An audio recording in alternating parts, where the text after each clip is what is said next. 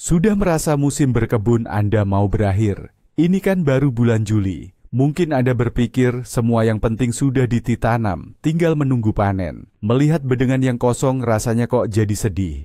Tapi, bagaimana kalau saya bilang, justru bulan Juli ini waktu yang ideal untuk panen gelombang kedua. Hari ini saya akan bahas 5 jenis sayuran yang bukan cuman bisa, tapi sangat dianjurkan untuk Anda tanam sekarang. Dan percaya deh, salah satunya pasti bikin Anda terkejut. Kebanyakan pekebun memang biasanya sudah selesai beraktivitas setelah bulan Juni. Mereka berpikir tanamannya tidak akan keburu matang sebelum datang musim dingin. Padahal ini kesalahan besar loh. Anda jadi kehilangan kesempatan menikmati sayuran segar di musim gugur. Nah, kuncinya ada di pemilihan jenis tanaman yang tepat. Pilih yang memang pertumbuhannya super cepat atau yang justru suka banget sama cuaca sejuk di musim gugur daripada panasnya matahari di musim panas. Kita akan bedah pilihan-pilihan ini yang dijamin pasti memberikan hasil Oke, jadi yang pertama di daftar kita, si sprinter sejati dari dunia kebun. Dialah lobak. Mungkin Anda kaget, soalnya banyak yang cuma menanamnya di awal musim. Padahal menanam di bulan Juli seringkali memberikan hasil terbaik. Rahasia utamanya, di bulan ini siang hari mulai memendek sedikit demi sedikit. Lobak itu sayuran yang suka hari yang pendek. Jika terlalu lama terkena cahaya matahari, hari panjang, dia cenderung berbunga, bukan membentuk umbi yang renyah dan berair. Jadi, waktu di sekitar bulan Juli ini adalah waktu yang ideal. Pilih varietas yang paling cepat panen. Contohnya, varietas 18 hari, French Breakfast atau Zara. Namanya saja sudah menggambarkan, hanya dalam 3-4 minggu setelah tanam, Anda sudah bisa menikmati lobak segar, renyah, langsung dari kebun. Bayangkan nikmatnya. Menanamnya pun mudah, bahkan untuk pemula. Cukup gemburkan tanah di bedengan yang sudah kosong atau siap pakai. Buat alur dangkal, kedalamannya sekitar 1-1,5 cm saja. Letakkan benihnya lalu tutup kembali dengan tanah. Yang paling penting, jangan lupa menyiram. Di bulan Juli, tanah cepat kering. Lobak tanpa air akan jadi keras dan pahit. Penyiraman teratur adalah kunci panen lobak yang renyah, berair dan manis. Nah, saat tetangga sudah tidak lagi memikirkan lobak segar, Anda justru bisa memanen hasil kebun kedua, bahkan mungkin ketiga. Ini tambahan sempurna untuk salad atau hidangan musim panas lainnya.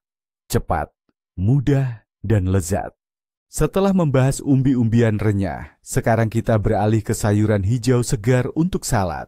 Ini malah lebih menarik lagi. Fokus kita berikutnya adalah aneka selada daun, leafy greens, dan tentu saja arugula. Banyak yang ragu menanamnya di bulan Juli karena khawatir cepat berbunga, bolting. Dan itu benar, tapi hanya berlaku untuk varietas selada yang membentuk crop. Nah, untuk selada daun, ini beda ceritanya. Keunggulan utamanya adalah Anda tidak perlu menunggu sampai tanamannya siap panen sepenuhnya. Anda tinggal hampiri bedengan, lalu potong atau petik beberapa daun terluar yang paling besar dengan hati-hati. Bagian tengah atau hati tanaman dibiarkan utuh. Bagian tengah ini akan terus tumbuh, mengeluarkan daun-daun baru secara terus-menerus. Ini seperti konveyor hijau, pribadi Anda. Anda bisa menikmati sayuran hijau segar selama berminggu-minggu, bahkan berbulan-bulan, hanya dari satu kali tanam. Sangat praktis dan efisien. Pilih jenis selada daun apa saja yang Anda suka. Oak leaf, Lolo Rosa, atau cukup campuran benih salad. Sebarkan benihnya tidak terlalu dalam, bahkan bisa ditabur, broadcast, lalu tutup tipis dengan tanah. Sama seperti lobak, mereka butuh cukup air agar daunnya tetap lembut dan tidak pahit. Kalau cuaca sangat panas, sedikit naungan, teduhan justru akan sangat membantu. Hasilnya, Anda selalu punya sayuran hijau segar di tangan untuk sandwich dadakan atau makan malam ringan.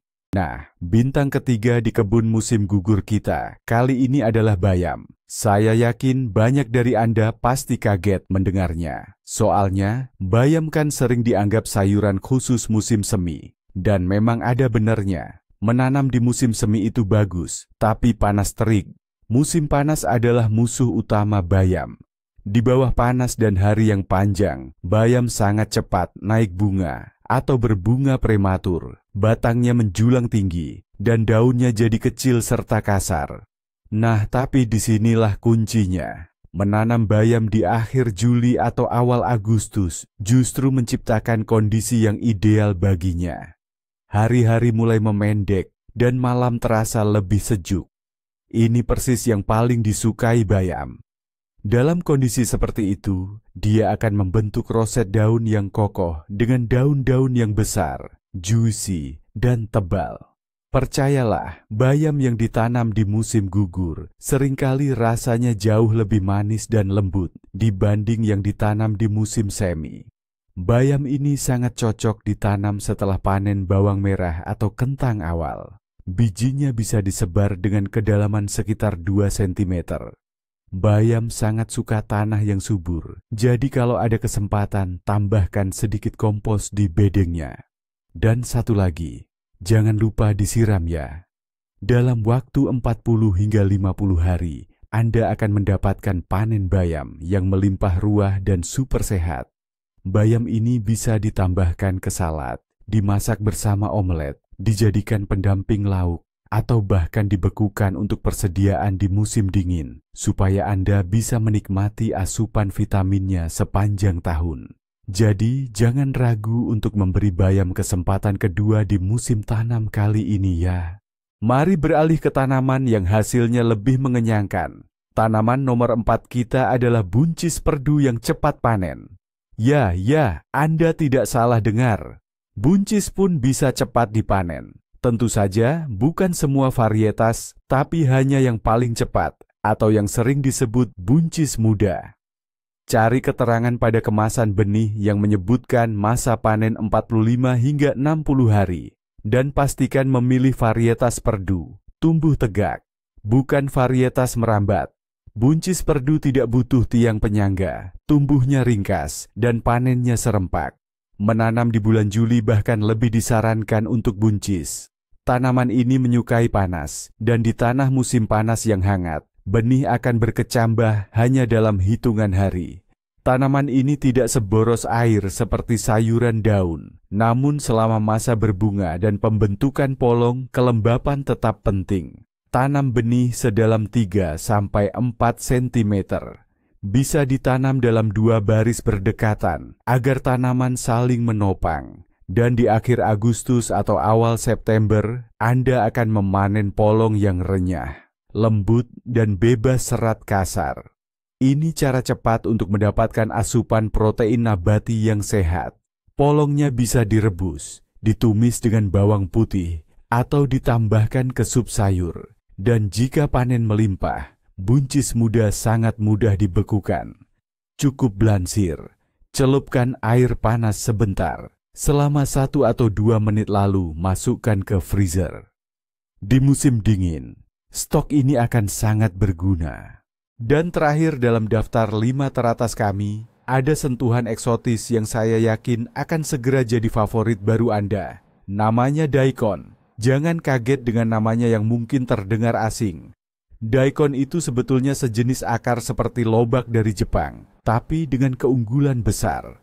Pertama, umbinya bisa tumbuh besar sampai ukuran mengesankan, tapi tetap lembut. Kedua, dan ini yang terpenting, daikon hampir tidak mengandung minyak mustard. Artinya, dia tidak punya rasa pedas menggigit, seperti lobak biasa yang sering tidak disukai banyak orang. Rasanya lembut, segar, renyah, dan sedikit manis. Sama seperti lobak biasa, daikon adalah tanaman hari pendek. Menanamnya di bulan Juli adalah waktu yang paling pas. Ini akan membantunya tidak cepat mengeluarkan bunga dan malah fokus membentuk umbi yang besar dan mulus. Merawatnya ternyata sangat mudah. Dia tidak rewel soal tanah, walaupun lebih suka tanah yang gembur. Tanam bijinya sekitar 2 cm di dalam tanah. Beri jarak yang cukup antar tanaman, karena umbinya nanti besar. Dan pastikan disiram secara teratur. Sekitar 50-70 hari kemudian, Anda sudah bisa memanen umbi daikon putih bersih Anda yang pertama. Daikon sangat cocok untuk salad segar, memberikan rasa segar dan sensasi renyah yang enak.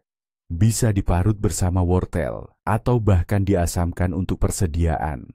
Ini pilihan tepat bagi yang ingin mencoba sesuatu yang baru dan dijamin panen memuaskan di akhir tahun. Tapi, ini dia rahasia terpenting yang akan mengubah cara pandang Anda tentang kebun di pertengahan tahun. Intinya bukan hanya soal apa yang ditanam, tapi bagaimana memanfaatkan lahan yang kosong setelah panen tanaman awal. Coba lihat peta kebun Anda di mana Anda baru saja memanen kentang awal, bawang putih, atau bawang merah. Bagi banyak pekebun, ini adalah akhir cerita untuk lahan ini sampai musim tanam berikutnya. Tapi bagi kita, ini adalah awal yang baru. Dengan menanam lobak, bayam, atau daikon di lahan yang sama, Anda menciptakan panen yang berkelanjutan. Anda tidak hanya sekadar menanam sayuran biasa, Anda menggandakan produktivitas lahan Anda, mendapatkan vitamin segar dari kebun Anda sampai menjelang akhir tahun. Inilah perubahan cara pandang yang sesungguhnya dalam berkebun. Jadi, seperti yang Anda lihat, bulan Juli bukan alasan untuk bersedih, tapi waktu untuk mengambil keputusan berkebun yang cerdas dan berani. Sayuran yang tumbuh cepat akan membantu Anda memperpanjang musim panen dan menikmati hasil panen segar sepanjang sisa tahun. Terima kasih sudah menonton video ini sampai selesai. Jika Anda mendapatkan sesuatu yang baru dan bermanfaat, silakan beri like dan subscribe channel kami agar tidak ketinggalan trik berkebun cerdas lainnya. Nah, sekarang giliran Anda. Apa yang Anda rencanakan untuk ditanam di bulan Juli? Atau mungkin Anda punya rahasia sendiri untuk mendapatkan panen kedua? Jangan ragu bagikan pengalaman Anda di kolom komentar.